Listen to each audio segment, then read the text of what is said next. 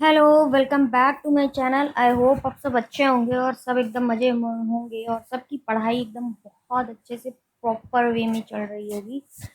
तो कैसे हैं आप सभी? पढ़ाई चल रही है आपकी? टीजीटी की तैयारी हो रही है कि नहीं हो रही है?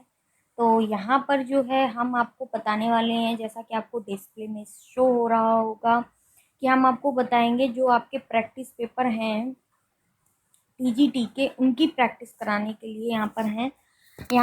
और सब ने ग्रामर पोर्शन बहुत अच्छे से पढ़ ली होगी। ग्रामर आप सब ने पढ़ी होगी। एक मिनट, कलर चेंज कर लेते हैं क्योंकि सेम कलर लग रहा है जैसा कि स्क्रीन में है। ठीक है, तो सबने ग्रामर जो है अच्छे से पढ़ ली होगी एकदम परफेक्ट तरीके से। बट क्या है ना, रिवाइज करना बहुत ज़रूरी होता है और उसकी रिवाइज के लिए प्रैक्टिस बहुत इंपॉर्टेंट होती है। ठीक है, चलिए आते हैं क्वेश्चन में, बढ़ते हैं, प्रैक्टिस करते हैं। तो ये जो है हम आपको प्रैक्टिस कराएंगे questions day by day TGT से रिलेटेड। इनको प्रैक्टिस करिए, इनको समझने की कोशिश कीजिए। ठीक है, सब चीज़ें होंगी, सिलेक्शन भी होगा, कोई प्रॉब्लम नहीं है।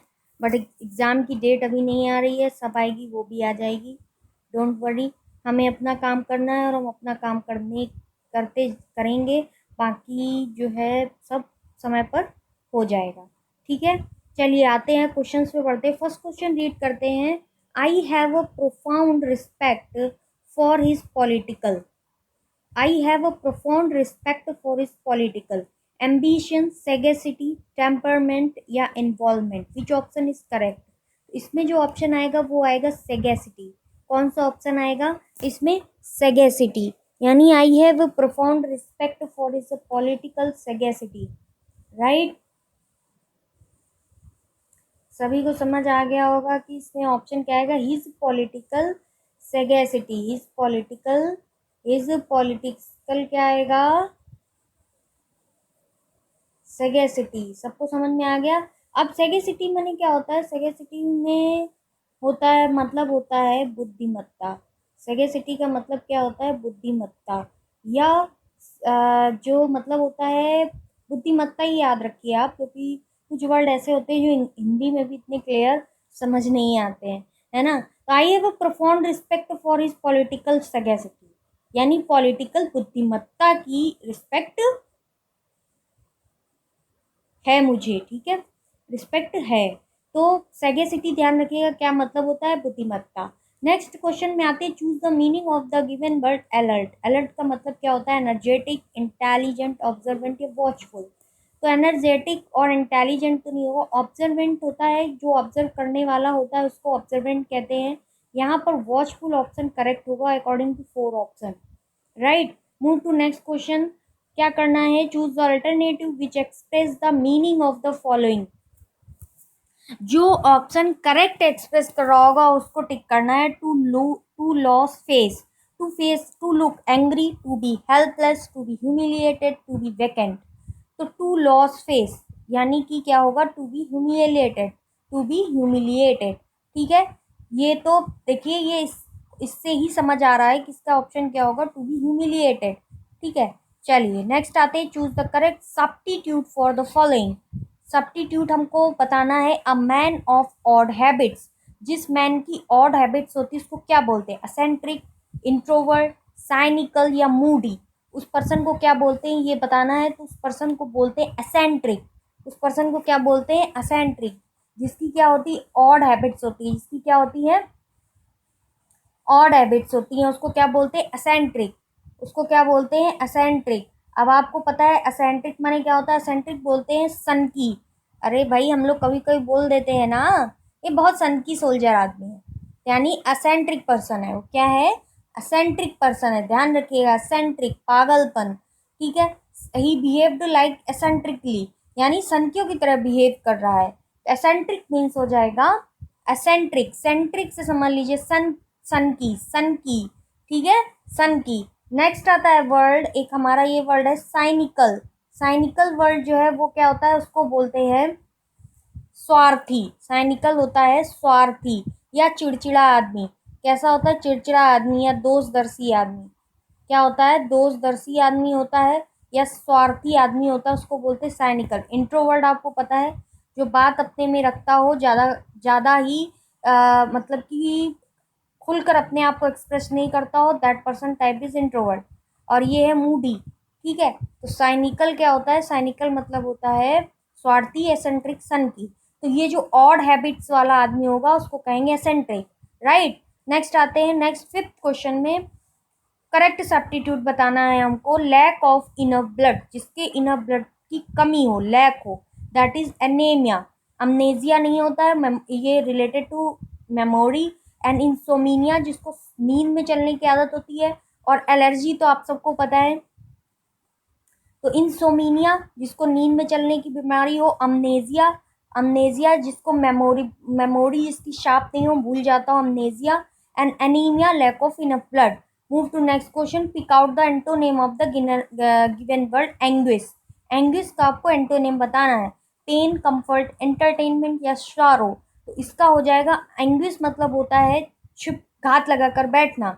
एंग्विश मतलब क्या होता है? घात लगाकर बैठना। और यहाँ पर जो करेक्ट ऑप्शन इस पर सुटेबल होगा वो होगा कंफर्ट, इसका एंटोनेम हो जाएगा, यानी कि कंफर्ट जोन में बैठना, राइट। नेक्स्ट आता है seven question, pick out the antonym of the given word assistance. अरे भाई, असिस्टेंस क्या होता है? असिस्ट करता है, यानी कि क्या करता है? हेल्प करता है।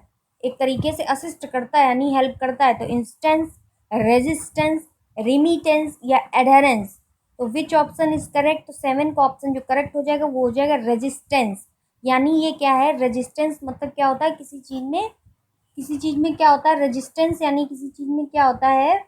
बताइए, रेजिस्टेंस का मतलब पढ़ा होगा तो आपको पता होगा कि रेजिस्टेंस मीन्स क्या होता है। रेजिस्टेंस मीन्स होता है बाधा। ठीक है, असिस्टेंस मतलब होता है किसी को असिस्टेंस करना, एक पॉजिटिव वर्ड है। बट जो इसका अपोजिट होगा वो हो जाएगा एंड रेजिस्टेंस, यानी किसी चीज को रेजिस्ट करना यानी बाधा डालना, राइट।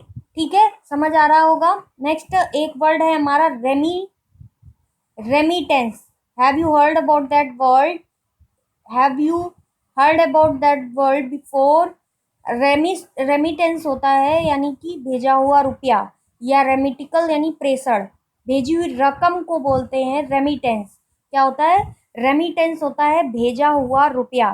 क्या होता है? रेमिटेंस, भेजा हुआ रुपया। जैसे हम लोग ऑनलाइन पैसे ट्रांसफर कर देते हैं ना, तो that money is called remittance, यानी ये भेजा हुआ रुपया है, किसी ने भेजा है, that is remittance, right.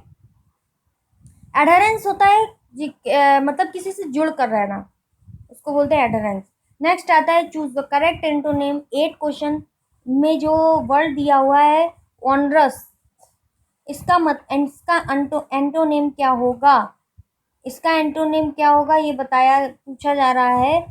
Onerous का मतलब होता है भारी या दुर्भर। क्या होता है? ऑनरस मीन्स होता है भारी या दुर्भर, भारी या दुर्भर यानी बहुत मुश्किल। इसका जो एंटोनेम हो जाएगा वो हो जाएगा इजी। अब देखिए, ये वर्ड अपने आप में बहुत डिफिकल्ट है। If you know about that word, if you know meaning about, ओहो सॉरी, राइट। अगर if you know meaning about that word then you can crack that question. Otherwise क्या हो जाएगा? प्रॉब्लम हो जाएगी। तो ऑनरस का मीनिंग जो हो जाएगा वो हो जाएगा भारी या दुर्लभ, मतलब बहुत डिफिकल्ट चीज, ऑनरस। ठीक है, क्या मतलब हो जाएगा? समझ आ रहा होगा। ऑनरस का मतलब हो जाएगा डिफिकल्ट। क्या मतलब हो जाएगा? डिफिकल्ट। ऑनरस मतलब होता है डिफिकल्ट। याद रहेगा word, repeat 5 times, onerous difficult, onerous difficult, onerous difficult, onerous difficult. और इसका एंटोनेम हो जाएगा easy. Move to next question, choose the antonym of the given word relinquish. आप बताइए, relinquish word, have you heard before that word relinquish?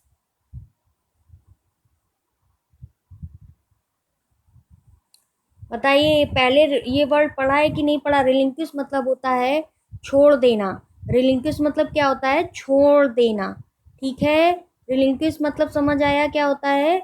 छोड़ देना है, यानी गिव अप कर देना, यानी त्याग देना, छोड़ देना। रिलिंक्विश मीन्स क्या होता है? छोड़ना, त्यागना।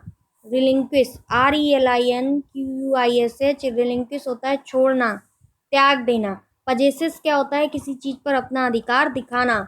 ठीक है, रिलिंक्विश मीन्स होता है छोड़ देना, पजेसेस मतलब किसी चीज पे अपना अधिकार दिखाना, पजेसेस, POSSESS, ठीक है। चलिए, ऑनरस हमने बताया क्या होता है, भारी। Move to next question, pick out the synonym of the given word agile. Agile means होता है हमला करना, और सिनोनिम पूछा है तो इसका करेक्ट ऑप्शन हो जाएगा attack. Swim, fly, defend, attack में attack word is correct, right. Move to next 11 question, plausible. और प्लॉसिबल का क्या पूछा है, सिनोनिम। प्लॉसिबल मीन्स होता है प्रशंसनीय, क्या होता है, प्रशंसनीय। और इसका करेक्ट ऑप्शन जो ऑप्शन के अकॉर्डिंग है, बिलीवेबल, अनबिलीवेबल, प्रॉब्लमेटिक या कॉस्टली। इसका ऑप्शन जो करेक्ट हो जाएगा वो हो जाएगा बिलीवेबल, ठीक है। मूव टू नेक्स्ट क्वेश्चन, और 12 क्वेश्चन पे आते हैं। Choose the correct synonym for the word given garnish. और गार्निश वर्ड का मतलब हो जाएगा गार्लैंड, वर्शिप या एक्सक्यूज टू अडॉर्न, सजावट करने को बोलते हैं adorn. Transform the given sentence without using too. Last year TGT के पेपर में टू वर्ड्स मतलब टू वर्ड को रिमूव करने वाला एक सेंटेंस आया था, ठीक है। तो इसका रिमूव करना है, he is too honest to accept a bribe. तो इसका ऑप्शन जो करेक्ट होगा वो ए ऑप्शन करेक्ट हो जाएगा। He is so honest that, ये टू रिमूव कर कर सो यूज कर दिया, और उसके बाद ऑनेस्ट के बाद में दैट लगा दिया। He will not accept a bride, he is too honest to accept a bride. Too का मतलब होता है मोर देन रिक्वायर्ड, यानी कि जितना अधिक दिखता है उतना है नहीं, ठीक है ना। ही इज टू ऑनेस्ट, वो बहुत ऑनेस्ट है। टू एक्सेप्ट अ ब्राइब, इसीलिए उसने ब्राइब एक्सेप्ट कर ली, ठीक है। यानी कि जितना दिख रहा है चीज उतनी है नहीं, और ऐसे सेंस में हम टू का यूज करते हैं, तब TOO टू, टू का यूज करते हैं, राइट। तो इसका फर्स्ट ऑप्शन करेक्ट हो जाएगा। Move to next question, fill in the blanks in the sentence given below with an appropriate word. The minister promised to look the grievances. grievances होते हैं complain, शिकायतें। तो मिनिस्टर ने promise किया था कि वो क्या करेगा, टू लुक द grievances। तो लुक आफ्टर को बोलते हैं केयर करना, लुक इनटू होता है इन्वेस्टिगेट करना या देखना, छानबीन करना। यहाँ पर इनटू ऑप्शन करेक्ट हो जाएगा, लुक इनटू, ठीक है। चलिए, move to next question, choose the given sentence into the passive voice. My capture were taking me to the prison. My capture were taking me to prison. अब इसका option बताना है। First है, I was being taken to prison by my capture. The captures had taken me to prison. I had taken the capture to prison. None of the above. तो याद रखिए, जब आपको अगर इसका रूल पता है ना पैसिव एक्टिव वॉइस का, तब आप इस क्वेश्चन को प्रॉपर कर लोगे। तो क्या होगा, यहाँ वर्ड टेकिंग है तो उसके अकॉर्डिंग दिखता है, I was being taken to prison by my captor. The captor had तो यूज नहीं होगा, हैड टेकन नहीं होगा, तो फर्स्ट ऑप्शन करेक्ट होगा, क्योंकि वर्ड टेकिंग है, कन्वर्ट कर दिया वॉज और ING फॉर्म को कन्वर्ट कर दिया बीइंग में, तो फर्स्ट ऑप्शन इसीलिए करेक्ट हो जाएगा। Move to next question, identify the correct sentence, this book is preferable from that, this book is preferable than that, this book is preferable to that, या none of above. अगर जिसने ये पढ़ा होगा कि प्रेफरेबल के साथ किसका यूज करते हैं, तो उसको पता होगा कि प्रेफरेबल के साथ टू प्रीपोजिशन यूज होता है, सी ऑप्शन करेक्ट हो जाएगा, राइट। नेक्स्ट आते हैं, choose the most appropriate preposition to complete the given sentences. We are now confident winning the match. 17 का जो ऑप्शन करेक्ट होगा वो हो जाएगा ऑफ, यानी we are confident of. Confident के साथ क्या यूज होगा, of, winning the match. We are now confident of winning the match. Choose the most appropriate preposition. Move to 18 question, choose the most appropriate preposition, complete the sentence. Let me acquaint him the topic. तो 18 question का जो option correct होगा वो हो जाएगा 18 question का with, acquaint him with. तो acquaint जो है वर्ड है वो होता है, उसके साथ विद प्रीपोजिशन का यूज करते हैं, तो मुझे उसके साथ एक्वेंट होने दो, मिलनसार होने दो, acquaint him with the topic, ठीक है। चलो, हाँ भाई, चैनल देख रहे हो तो चैनल सब्सक्राइब भी करो और देखो, प्रैक्टिस क्वेश्चन सॉल्व करो।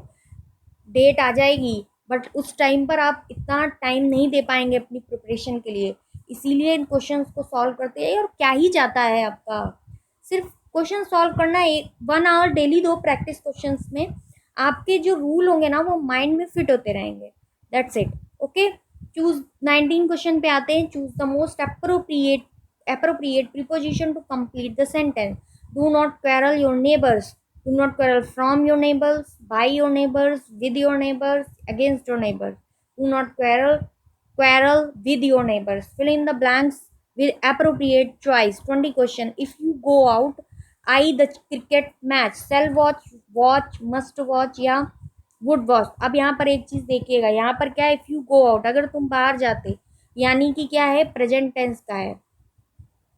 आपने पढ़ा होगा कंडीशनल सेंटेंस होता है जिसमें इफ, अनटिल, अनलेस, एज ऐसे वर्ड आ जाते हैं, वो क्या हो जाते हैं, कंडीशनल सेंटेंसेस हो जाते हैं. उसमें दो क्लॉज हो जाती हैं, एक प्रिंसिपल क्लॉज होती है, एक या तो सबऑर्डिनेट क्लॉज हो सकती है, या उसको कह देते हैं ये फर्स्ट क्लॉज है और ये सेकंड क्लॉज हो जाती है. इस तरीके से ये जो सेंटेंसेस कंडीशनल सेंटेंसेस होते हैं. ठीक है. इफ़ यू गो आउट ये प्रेजेंट टेंस है अगर, तो यहाँ पर प्रेजेंट के साथ में कौन सा नेक्स्ट वाली जो क्लॉज होगी वो किसकी होगी, वो होगी फ्यूचर की. नेक्स्ट वाली क्लॉज जो होगी वो किसकी होगी, फ्यूचर की. तो यहाँ पर क्या आएगा, I shall watch the cricket match. ना वॉच, ना मस्ट वॉच, ना वुड वॉच. अच्छा, अगर यहाँ पर आई हैड होता देन नेक्स्ट सेंटेंस में क्या हो जाता, वुड हैव. क्या हो जाता, वुड हैव. ये तो सबने पढ़ा ही है. ठीक है. चलिए मूव टू नेक्स्ट क्वेश्चन. तो 20 ऑप्शन का करेक्ट ऑप्शन हो जाएगा ए. चलिए 21 पे आते हैं, और 21 जो है हमारा, कहाँ गया 21, नो नो नो, ये आ गया 21. जो क्वेश्चन है हमारा कह रहा है, choose the alternative which can best replace the underline word in the following sentences. Ant is believed to be the most industrial creature. Industrious means क्या होता है, आपने पढ़ा होगा word meticulous, hard work, industrious, diligent. ये सारे word आपने read किए होंगे और इनका मतलब होता है कठिन परिश्रम करना. क्या मतलब होता है, कठिन परिश्रम करना. मेटिकुलस का भी मतलब होता है कठिन परिश्रम करना. तो जब इसका मतलब पता है कि इंडस्ट्रियस क्रिएचर यानी डिलीजेंट, 21 का ऑप्शन जो करेक्ट हो जाएगा वो ऑप्शन करेक्ट हो जाएगा B. Move to next question. In teaching poetry the emphasize is laid on. ये थोड़ा सा क्या बोलते हैं, पेडागोजी से रिलेटेड क्वेश्चन है, बट आ सकते हैं. ये मत सोचिए कि ऐसे क्वेश्चंस आ नहीं सकते हैं. इंग्लिश लैंग्वेज के क्वेश्चन से रिलेटेड है और आ सकते हैं. तो टीचिंग पोएट्री में इनमें से किस पर नेतृत्व करने पर एम्फेसाइज किया जाता है, एप्रिसिएशन, ग्रामर, स्ट्रक्चर, वोकैबुलरी. तो एप्रिसिएशन पे पोएट्री पढ़ाते समय इंपॉर्टेंस दिया जाता है. विच of the following alternative provide the most appropriate one word substitute for the expression given below. A supporter of cause of women. एक कॉज ऑफ वुमेन का supporter उसको क्या कहा जाएगा. तो 23 का ऑप्शन जो करेक्ट हो जाएगा, पहले मैं ऑप्शंस नहीं रीड कर रही हूँ. ठीक है. 23 का जो ऑप्शन करेक्ट हो जाएगा फेमिनिस्ट. उसको क्या बोलेंगे, फेमिनिस्ट. और एफिमिनेट होता है जो कि बिहेव लाइक अ वुमेन, एफिमिनेट कहते हैं. सोफिस्ट और फेमिनाइन तो पता ही है. फेमिनाइन तो एक कहते हैं ना, स्त्रीलिंग को बोलते हैं, तो सोफिस्ट हो नहीं सकता. तो उसका आंसर हो जाएगा feminist. Supporter of cause of women, एक सपोर्टर है वुमेन के कॉज की वजह से, उसको बोलते हैं फेमिनिस्ट. ठीक है. Move to next question. Choose the correct alternative to complete the sentence. The gardens in, not gardeners, okay. The gardens in Srinagar are more beautiful than these of Mysore, those of Mysore, this of Mysore and that of Mysore. बात कर रहा है the gardens इन श्रीनगर. श्रीनगर में जो भी garden है, gardens यानी बगीचे हैं, एक बगीचे की बात नहीं कर रहा है, कितने की, बहुत सारे. Are more beautiful than those of Mysore. जब प्लूरल की बात कर ही रहा है तो वहाँ पर दोज का यूज होगा, दीज का यूज नहीं होगा. ठीक है. चलो fill in the blanks with appropriate auxiliary verb from the alternative. I wish, I made date, I sell date. जब एक इमेजिनेशन की बात हो रही है और आई विश हो तो वहाँ पर यूज करते eye wall date. I wish कि मैं मर जाती, या आई विश कि मैं मर जाऊँ, वट एवर जो भी कहना चाह रहा है. नेक्स्ट है 26. She ran fast in the tournament. What is the, मतलब अंडरलाइन ये जो वर्ल्ड दिया गया है ये पार्ट ऑफ स्पीच में क्या है. भाई ये वर्ब के बाद आया है तो जाहिर सी बात है वर्ब को क्वालिफाई कर रहा है, और वर्ब को क्वालिफाई करने को एडवर्ब बोलते हैं। 27 question, choose the most appropriate option to fill in the blanks. The meeting with the port of thanks, बताइए। 27 stopped, closed, finished and concluded. 27 का जो ऑप्शन करेक्ट हो जाएगा, देखिए क्या है ना कि अगर आप सारे वर्ड्स को प्रॉपर समझेंगे ना तो हो जाएगा ये क्वेश्चन ना। मीटिंग आप कहते हैं स्टॉप्ड भी हो सकता है, फिनिश्ड भी हो सकता है, क्लोज। स्टॉप्ड मतलब होता है, जरा सी बारीक सा डिफरेंस है। स्टॉप्ड मतलब क्या हुआ, स्टॉप्ड मतलब हुआ, सबको पता है स्टॉप मतलब क्या होता है, रुकना, रोकना। स्टॉप मतलब होता है रोकना, नॉट रुकना, रोकना। ठीक है, यानी कि कोई चीज चल रही है और हमने बोला स्टॉप, तो यहाँ रुक गई, यानी it is not a finish point.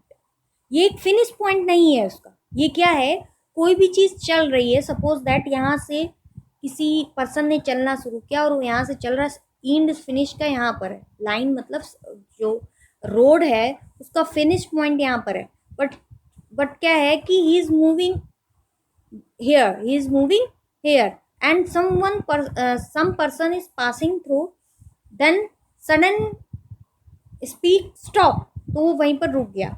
It means stop मतलब होता है कि किसी भी चीज को स्टार्ट करने में कहीं भी मिड में अगर आपको स्टॉप होना है तो वो स्टॉप है। ठीक है, अब आता है वर्ड फिनिश्ड। फिनिश्ड का मतलब होता है किसी भी चीज को आपने कहीं भी फर्स्ट स्टार्ट किया और उस चीज को उसका एक फिनिश पॉइंट होगा, और ये फिनिश पॉइंट और यहीं पर खत्म किया, तो दैट इज मतलब क्या हुआ, फिनिश्ड।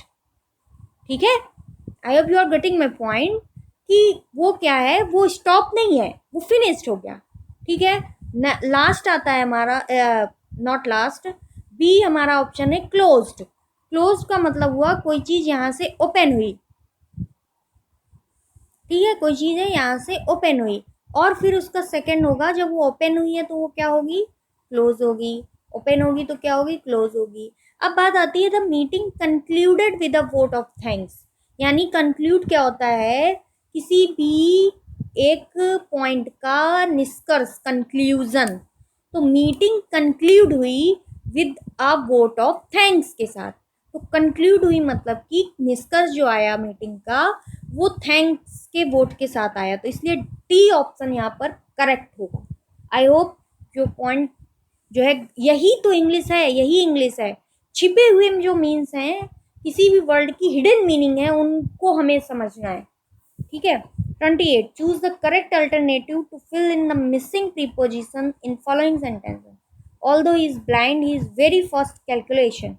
अब इसमें क्या आएगा, ऑल्दो ही इज ब्लाइंड, यद्यपि वो अंधा है लेकिन उसकी कैलकुलेशन बहुत फास्ट है। He is very fast in calculation, very fast at calculation, very fast with calculation, या अबाउट कैलकुलेशन। तो अबाउट में तो नहीं होगा, इसका जो ऑप्शन 28 का करेक्ट हो जाएगा वो हो जाएगा at. He is very fast at calculation, he is very fast at calculation, right. चलिए नेक्स्ट आते हैं, और आप ये समझिए, क्वेश्चन करिए, दो पार्ट में हम आपको प्रैक्टिस पेपर देंगे, लेकिन ये प्रैक्टिस पेपर सॉल्व करते जाइए। It is very helpful to grow your knowledge for English, right? Select out the following correct prefix, if any, to make the word proper. Proper का हमको prefix यूज करना है इनमें से, और ऐसा बनाना है वर्ड जो अपोजिट हो। ठीक है, प्रॉपर, डिसप्रॉपर, इम्प्रॉपर, असप्रॉपर, कोई वर्ड प्रॉपर का करेक्ट नहीं है। नन ऑफ अबव आंसर हो जाएगा इसका। तो 29 का जो ऑप्शन करेक्ट होगा डी।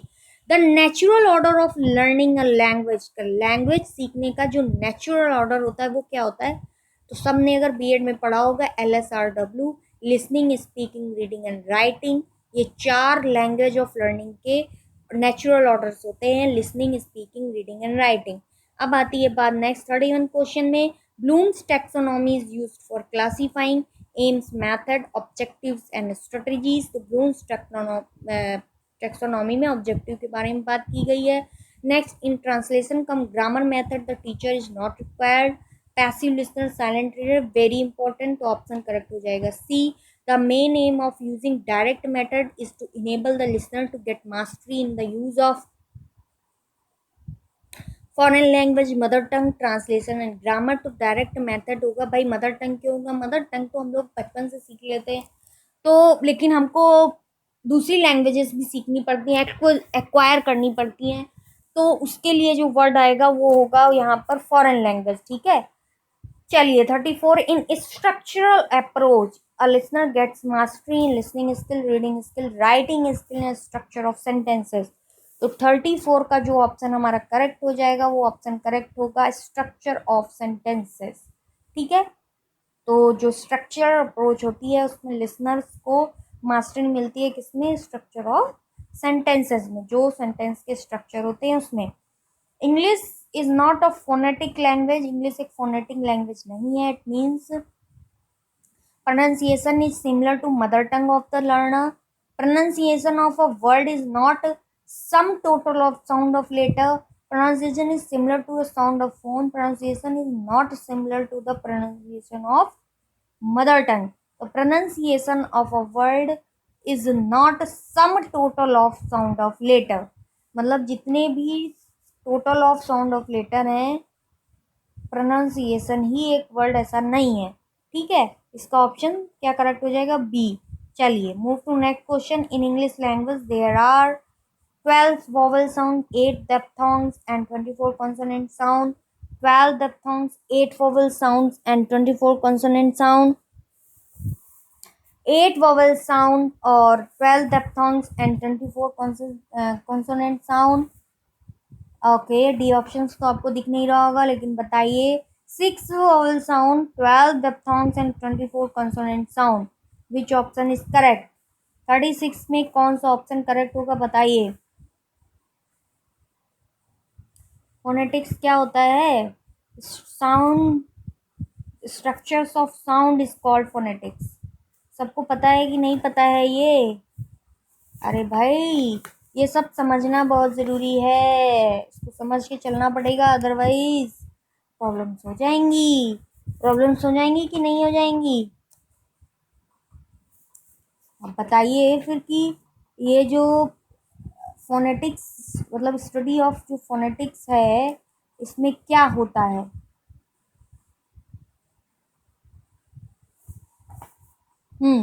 तो जो साउंड सिस्टम होती है इंग्लिश में, पहली बात तो ये समझिए, जो स्ट्रक्चर ऑफ साउंड होता है इसको बोलते हैं structure of sound is called phonology.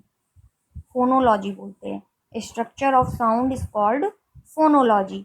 ठीक है, और वैसे हम लोग फोनेटिक्स बोल देते हैं। बस हमको ये माइंड में रखना है कि फोनेटिक्स मतलब sound of, structure of sound in any language, that is called phonetics. ठीक है, अब हमें पूछा जा रहा है कि इसमें क्या होता है। तो जो हमारे डिटेल है, साउंड सिस्टम में इंग्लिश में 26 लेटर्स होते हैं साउंड सिस्टम में, और 44 साउंड्स होते हैं। 26 लेटर्स नॉर्मल इंग्लिश में होते हैं, 26 लेटर्स, लेकिन जो साउंड होते हैं उनके 44 होते हैं। इन्हीं 26 लेटर्स के साउंड टोटल 44 होते हैं, जिसमें से 24 हमारा कॉन्सोनेंट हो जाता है और 20 हमारे क्या हो जाते हैं? वॉवेल हो जाते हैं। ध्यान रखिएगा, जो हमारे 26 लेटर्स हैं, ABCDEFGH पूरे जेड तक, A to Z लेटर्स तक 26 हैं और उनकी साउंड 44 है, राइट। और 44 जो साउंड है उनमें 24 जो है हमारे क्या हैं? 24 जो है कॉन्सोनेंट है और 20 हमारे क्या है? वॉवेल हैं। 20 हमारे क्या है? वॉवेल हैं। अब ये जो 20 वॉवेल्स हैं इनको भी डिवाइड किया गया है। तो जो 20 वॉवेल्स हैं इनको जो डिवाइड किया गया है वो डिवाइड किया गया है कि आपके 12 क्या है? वॉवेल साउंड हैं, और 8 क्या है? 8 डेप्थोंग्स हैं। 8 क्या है? 8 डेप्थोंग्स हैं। ठीक है, 8 क्या है? डेप्थोंग्स। और इनको वॉवेल ग्लाइड्स भी बोलते हैं। दो होते हैं, मोनोप्थोंग्स एंड डेप्थोंग्स। ठीक है, सिंगल वॉवेल साउंड जो होती है उसे मोनोप्थोंग्स करते हैं क्योंकि इनमें मोनो लगा हुआ है, और जो डेप्थोंग्स होते हैं वो मिक्स साउंड, मिक्स वॉवेल, कई वॉवेल साउंड में मिले हुए होते हैं। कई वॉवेल साउंड से मिलकर जो बनता है वो डेप्थोंग्स बनता है। मोनोप्थोंग्स होता है एक सिंगल साउंड, एक सिंगल वॉवेल साउंड से मिलकर बनता है। ठीक है, खुद का अपना वॉवल साउंड प्रोड्यूस करता है। मोनोप्थॉन्ग्स वो भी 12 होते हैं, लेकिन डेप्थॉन्ग्स, मोनोप्थॉन्ग्स 12 होते हैं लेकिन डेप्थॉन्ग्स कितने होते हैं, 8 होते हैं। आ गई बात, ए ऑप्शन करेक्ट हो जाएगा। 12 vowel sound, 8 diphthongs and 24 consonant sound.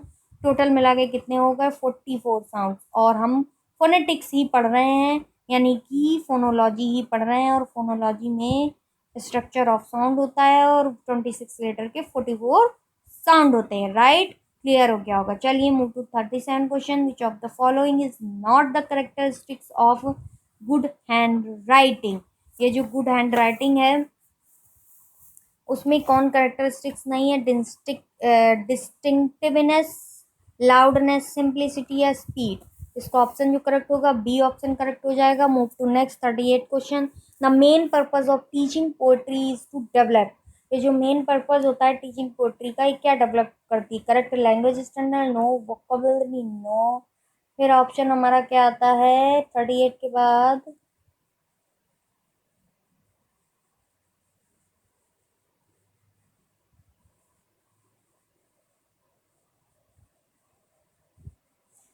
हाँ 38 के बाद 39 में आते हैं। 30 राइटिंग स्किल ऑप्शन है, और क्या है, aesthetic sense and power of imagination.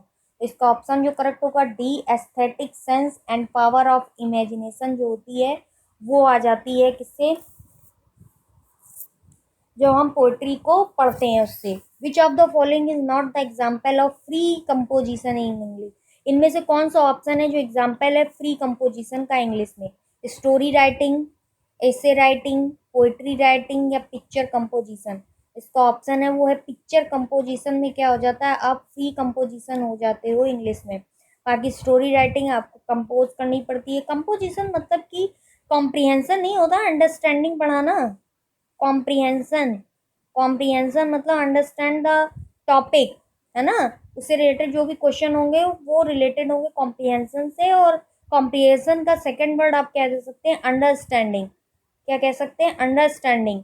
तो स्टोरी राइटिंग, ऐसे writing and poetry writing comprehension पे बेस्ड है। 40 question, who have been described as half man in the play Hamlet.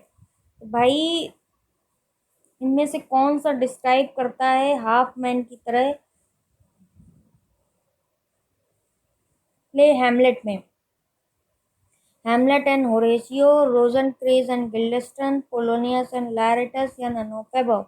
तो इनमें से जो हाफ मैन की तरह डिस्क्राइब करता है हैमलेट में वो है रोजनक्रेंस एंड गिल्डेस्टन। रोजनक्रेंस एंड गिल्डेस्टन जो है वो डिस्क्राइब करता है। नेक्स्ट आता है 41 question. The native view of resolution is sicklied over with the pale cast of thought who utters the above word in the play Hamlet. The native hue of resolution, ये देखिए अब ये जो है लाइंस आ गई हैं, इनको इंपॉर्टेंट लाइंस है, इनको माइंड में रखिएगा। The native hue of resolution is sicklied over with the pale cast of thought, pale cast of thought who utters the above word in the play Hamlet. पहले तो ध्यान रखिए these line are related to Hamlet, pale cast of thought. ठीक है, क्या ध्यान रखेंगे, pale cast of thought, these line are related to Hamlet. और ये लाइन किसने कही है, तो ये लाइन कही है 41 का जो ऑप्शन करेक्ट होगा सी, हैमलेट ने ही कही है। नेक्स्ट आते हैं 42 पे। Who among us the following has been called by Dowden as a smaller, thriller, fiercer, more eager या पाइस ऑफ मैलिस। ये किसको बोला है, किसको बोला है पूछा गया है। रीगन को बोला है, कॉर्डेलिया को बोला है, गॉनरियल को बोला है, किसको बोला है। तो ये तीनों करेक्टर हैं किससे, ये तो पता होना चाहिए। तीनों किंग लियर से करेक्टर है। शेक्सपियर का एक ट्रेजेडी है किंग लियर, किंग लियर की ये तीनों बेटियां हैं, रीगन, कॉर्डेलिया और गॉनरियल। आपने अगर पढ़ा हो ये ट्रेजेडी तो उसमें आपको पता है कि सबसे अच्छी जो बेटी होती है उसकी होती है कॉर्डेलिया, और सबसे बड़ी बेटी होती है गॉनरियल। रीगन मिड और कॉर्डेलिया, कॉर्डेलिया सबसे बड़ी बेटी होती है कि सबसे छोटी है बताइएगा। और ये लाइन जो डाउडेन ने कही है, Dowden as a smaller, thriller, fiercer और more eager, piece of malice, this line related to Regan. ये रीगन के लिए लाइन कही गई है। ठीक है, ध्यान रखिएगा। चलिए नेक्स्ट आते हैं। The tyranny of open nights too rough for nature to endure, who utters these word in the play King Lear. King Lear में the tyranny of the open night too rough for nature to endure and these lines are related to Kent. किससे रिलेटेड है King Lear में ये line? कौन कहता है? Kent जो है ये लाइन कहता है the tyranny of open nights too rough. ठीक है, move to next question. 44 of all Shakespeare tragedies I would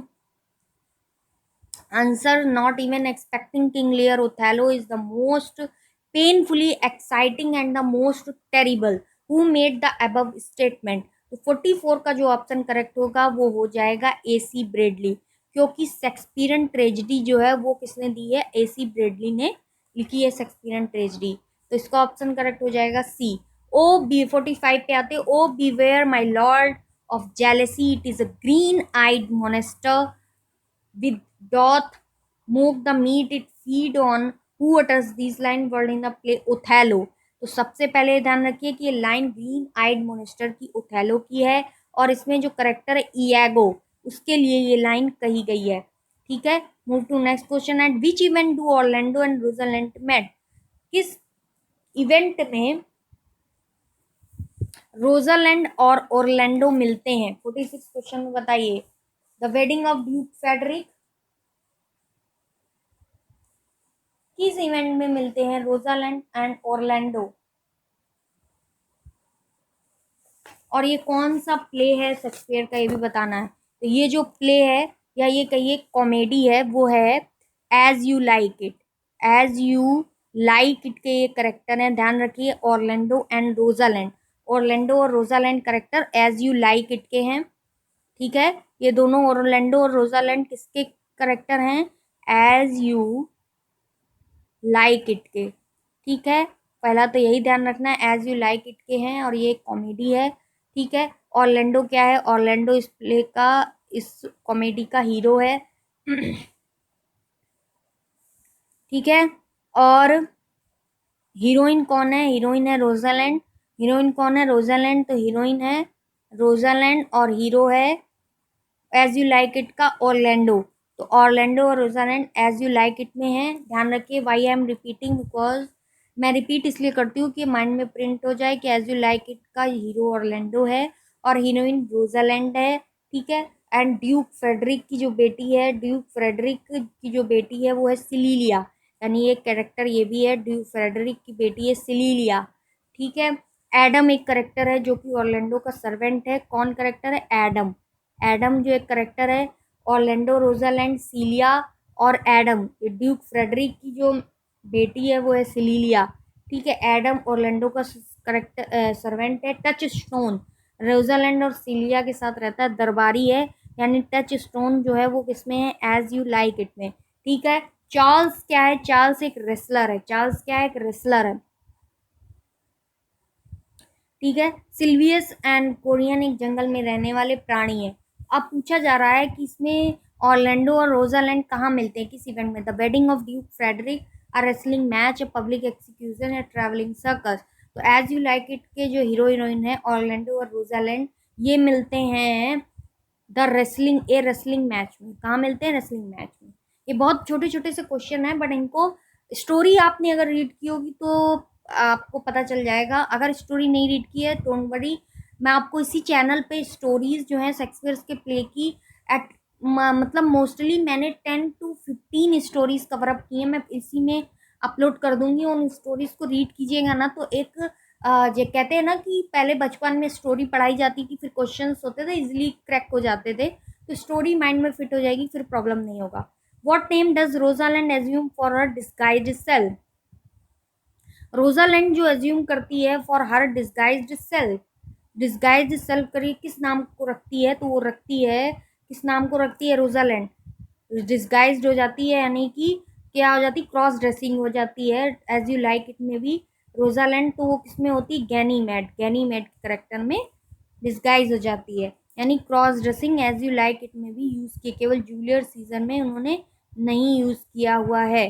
47 के बाद आते हैं हम 48 में। 48 है, whom does Hermia's father want her to marry in Midsummer Night's Dream? Midsummer Night Dream की जो हीरोइन है वो कौन है? Midsummer Night Dream हर्मिया, और हर्मिया के फादर का नाम क्या होता है? ईगस।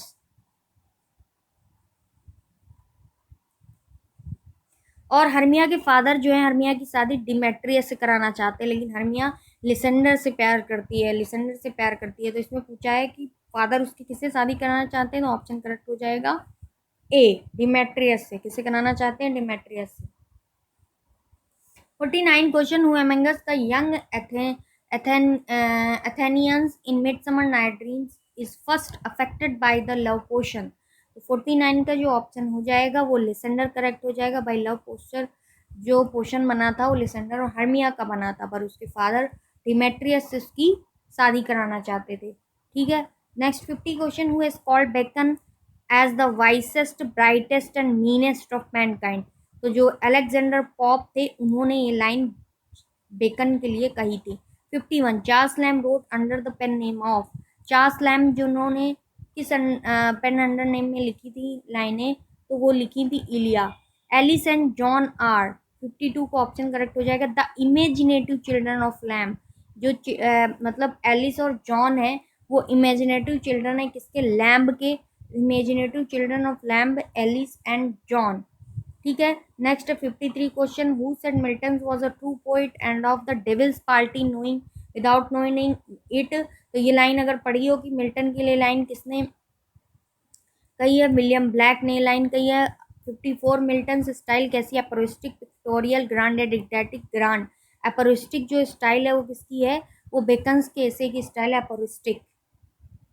ठीक है, चलिए, who is called an arc priest of nature. 55 question का आंसर हो जाएगा Wordsworth. Next 56, Dorothy was the sister of. Dorothy किसकी सिस्टर थी, विलियम वर्ड्सवर्थ की। इसका जन्म हुआ था 1717 और डोरोथी का जो जन्म बर्थ टाइम है वो बर्थ ईयर है 1771 है। 57, who said poets are the acknowledged legislator of the world.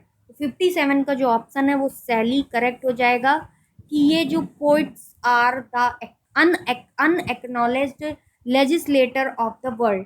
ठीक है, किसने कहा है कि poets are the unacknowledged legislator of the world, Shelley ने। 58, in which poem does the line our sweetest song are those that tell of saddest thought occur. 58 का जो option correct होगा वो बी हो जाएगा, टू अ स्काई लार्क। ठीक है, our sweetest song are those that tell of saddest thought, to a skylark जो है वो इसका ऑप्शन करेक्ट हो जाएगा। 59 का, who is regarding as a poet with negative capability. Keats का जो रिगार्डिंग पोइट है वो निगेटिव कैपेबिलिटी हो जाएगा 59 का। चलिए नेक्स्ट आते हैं, 60 क्वेश्चन में। और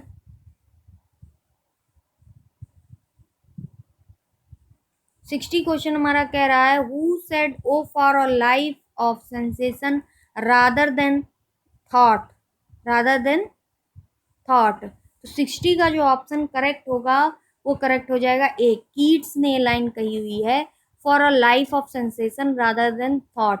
61, who is representative poet of Victorian Ira.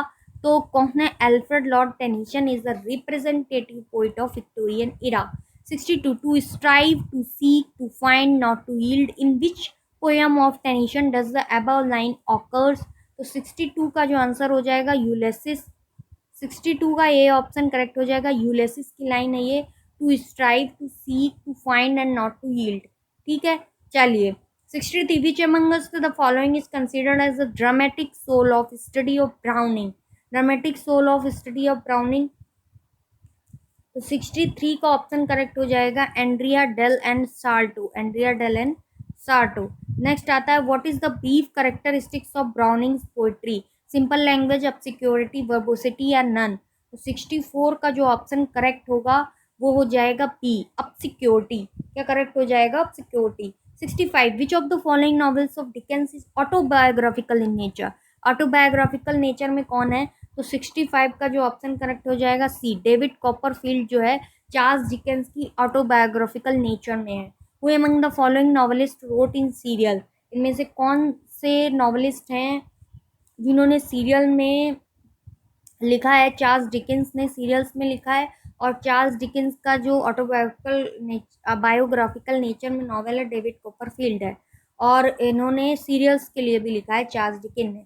Which of the following play has a play within a play scene. ऐसा कौन सा प्ले है इनमें से जो इनमें play within a play दिखाया गया है? तो हैमलेट प्ले है जिसके प्ले प्ले तो है उसके अंदर प्ले दिखाया गया है। Next, what kind of poem in Milton Lycidas? Lycidas is epic? No, elegy. Lycidas क्या है? लेसिडस एक एलेजी है। अच्छा बताइए, मिल्टन का जो हॉटन पीरियड कहा जाता है उसका टाइम ड्यूरेशन क्या है? हॉटन पीरियड का हॉटन पीरियड का जो टाइम ड्यूरेशन है वो क्या है? वो है 1632 to 1638। 6 ईयर का जो टाइम पीरियड है वो कहा जाता है हॉटन पीरियड ऑफ मिल्टन। ठीक है, ध्यान दीजिएगा, ये आता है। चलिए नेक्स्ट क्वेश्चन पे आते हैं। ओके चलिए, 68 क्वेश्चन। नेक्स्ट 69 पे आते हैं। In which poem does the following line occur? Our birth is but a sleep and forgetting. Wordsworth का इमोरलिटी ओड है, उससे रिलेटेड ये लाइन है। The play Hamlet begins at dawn, at the stroke of midnight, at dusk, at noon. 70 का option जो correct हो जाता है वो हो जाता है eight the stroke of midnight. ये जो प्ले हैमलेट शुरू होता है ये eight the stroke of midnight में शुरू होता है। चलिए 70 क्वेश्चन इस वीडियो में कंप्लीट किए हैं। नेक्स्ट वाले वीडियो में जो भी क्वेश्चन हमारे 45 क्वेश्चन 55 तक बचे हुए हैं रिमेनिंग, उनको कंप्लीट करेंगे। इस तरीके से ये प्रैक्टिस सेट हमारा कंप्लीट हो जाएगा और 1 बाई 1 हम प्रैक्टिस सेट करते जाएंगे। तब तक चैनल को सब्सक्राइब कीजिए और चैनल पर बने रहिए। Thank you so much guys, पढ़ते रहिए।